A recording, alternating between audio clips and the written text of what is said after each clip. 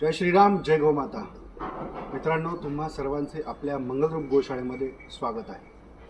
काल सायंकाळच्या वेळी देवळाली कॅम्प आर्मी सेंटरमधून फोन आला होता आणि फोन असा होता की एक गोमाता रस्त्याने भटकत फिरत आहे आणि तिचं एक शिंग तुटलेलं आहे.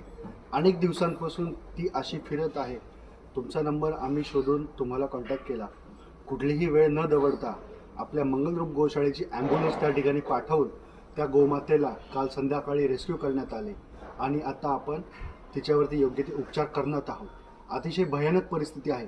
मी वारंवार तुम्हा सर्वांना सांगत असतो, नाशिक जिल्ह्यात कुठेही असे आजारी गोवंश आढळले तर तात्काळ आपल्या मंगलरूप गोशाळेशी संपर्क साधा.